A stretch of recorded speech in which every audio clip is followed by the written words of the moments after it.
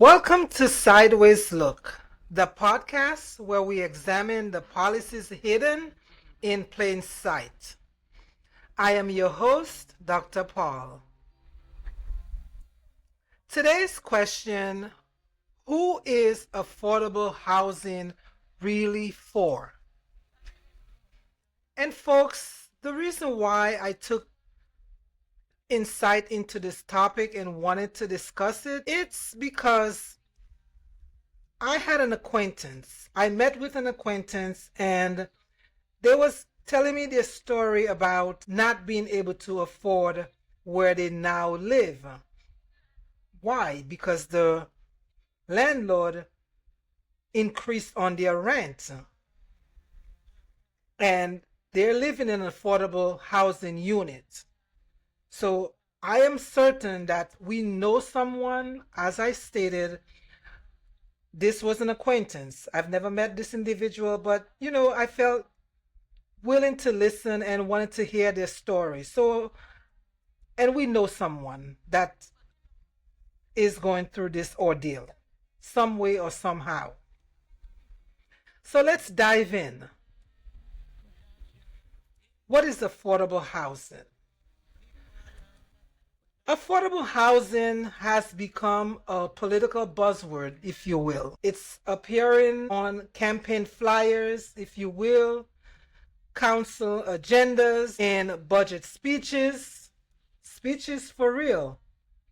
Take, for example, during the last national election, then candidate Kamala Harris proposed tax incentives for developers and down payment assistance for first-time buyers as part of her housing plan.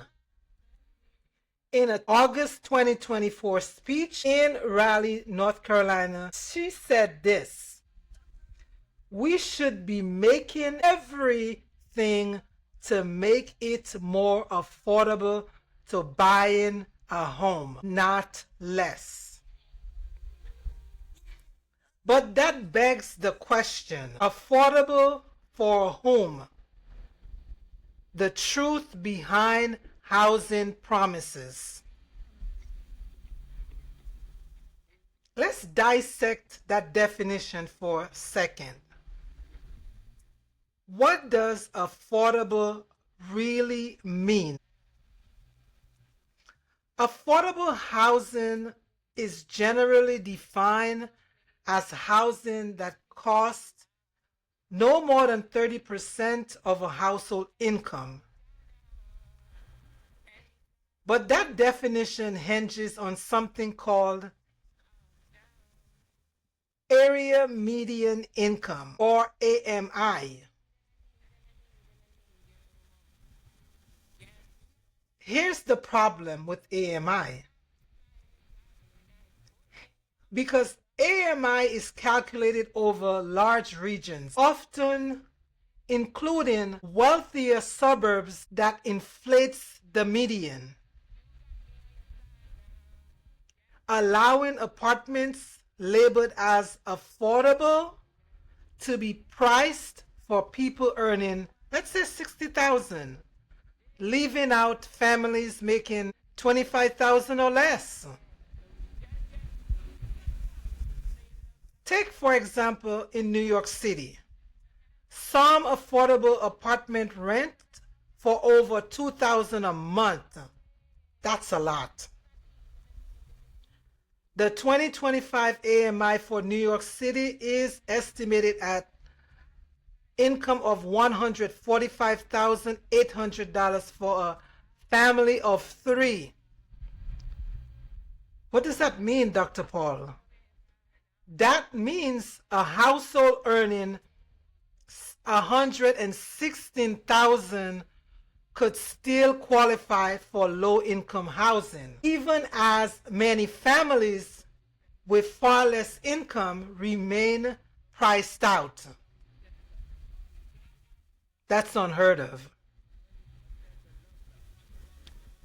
This issue isn't limited to New York City only.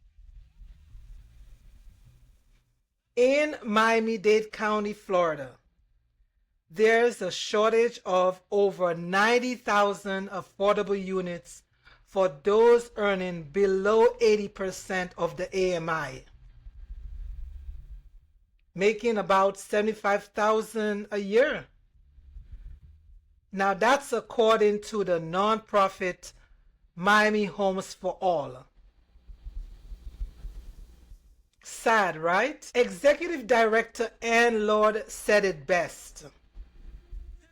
Miami-Dade County is facing the largest affordability crisis in the country.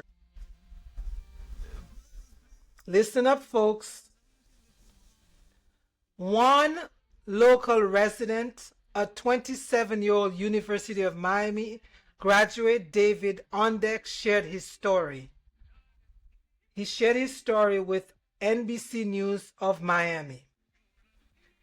He said his rent jumped from $2,000 to $2,400, prompting him and his wife to leave Miami entirely. They now live in a suburb of Tampa, Florida, paying less for a larger home. Question: affordable right?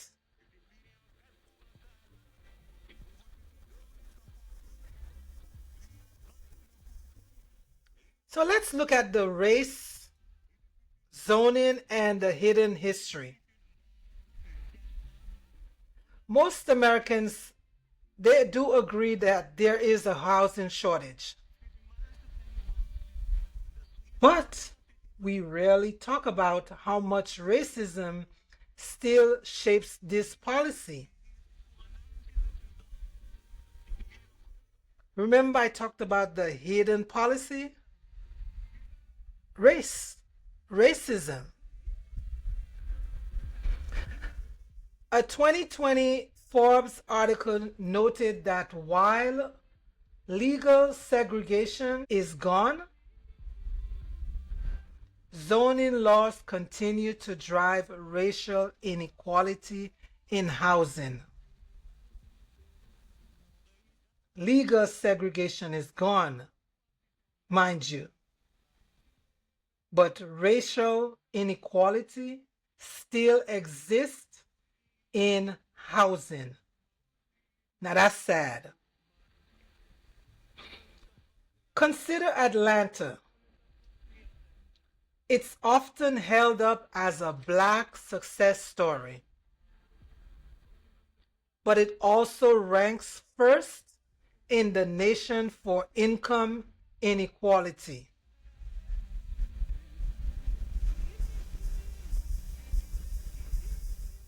Because most black people that are successful, they live in Atlanta. Again, racism. One resident, Martin, pays $1,300 a month to live at Campus Edge in Marietta, Georgia. He said after his family conflict forced him out of his grandmother's home, he lived in his car for a month. He now works full-time at a university restaurant, and he fears he's going to become homeless again. Why do you think? It's because his unit may be demolished. And this is not only his fear, it is the fear of his other tenants, which they have begged the city council to try to prevent this demolition from happening. Atlanta's homelessness and eviction rates have been rising for 3 years, and it could get worse. Why do you say? This is because the proposed One Beautiful Bill Act, if it passes, HUD rental assistance could be slashed by over $26 billion. That's a 43% cut. That's going to be catastrophic in a region where many black residents rely on federal aid just to stay housed. How can a bill be beautiful and big at the same time? That's for another topic, y'all. So, who really benefits from this? Dare we ask?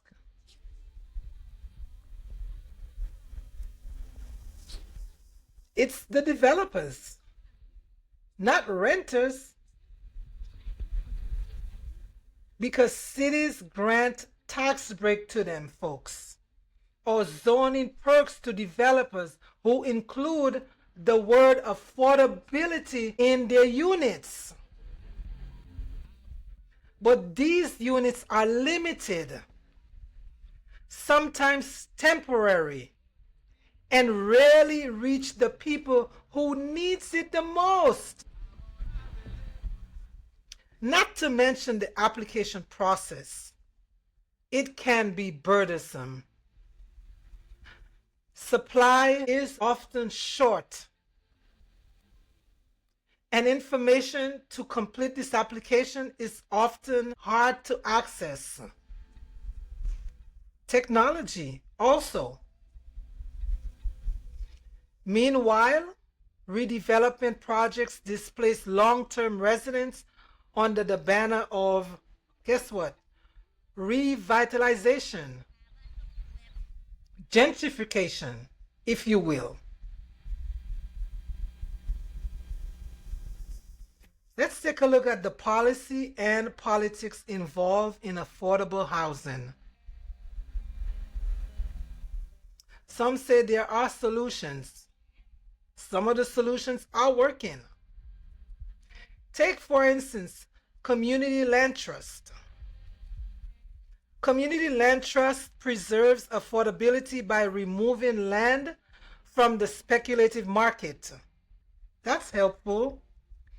Some cities are implementing tiered income models and deep subsidies to reach truly low-income households. Miami. But there's still a shortage.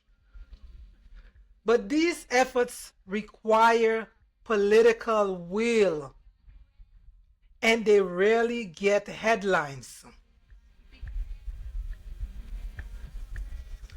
Because politics is inside of it and not a side of it. They are just words for politicians. Actions are not taken by the decision makers.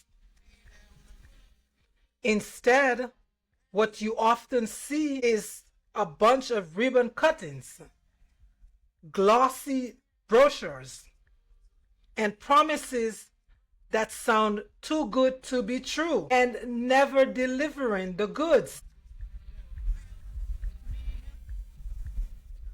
As one housing advocate said, we have the tools. What we lack is the courage to use them boldly. I agree.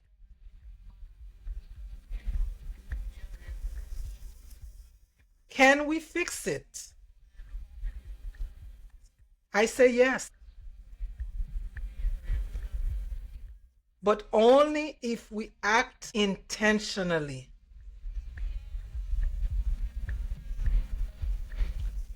We can do one of three.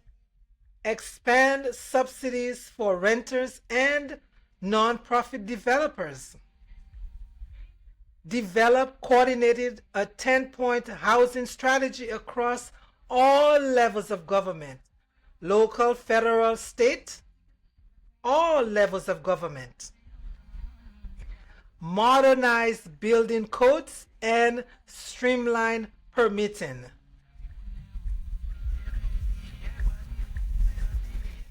We can also invest in rehabilitation and expansion of existing affordable units.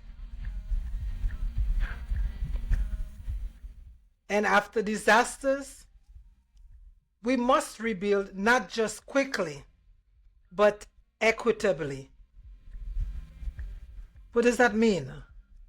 That means energy efficient, disaster resilient, housing designed with community input and climate in mind. Because we need to learn from natural disasters how to rebuild better. But most importantly, communities must lead.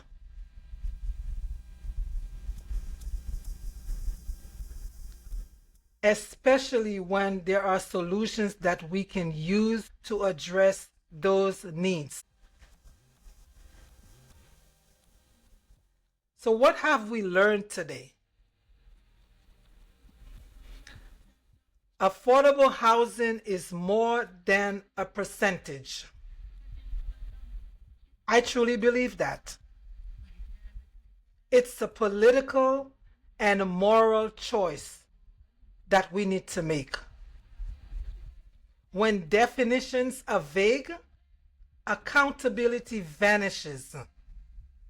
And when the privileged define affordable, the vulnerable are left behind.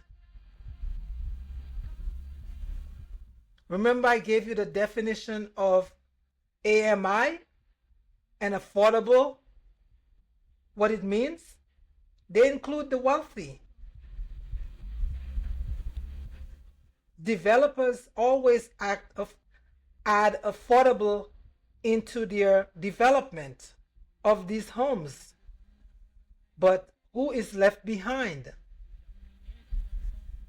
The vulnerable, those in need. So in closing,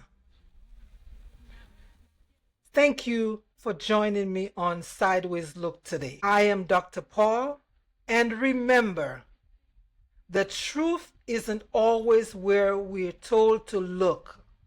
Sometimes we have to turn things sideways. See you on the next side.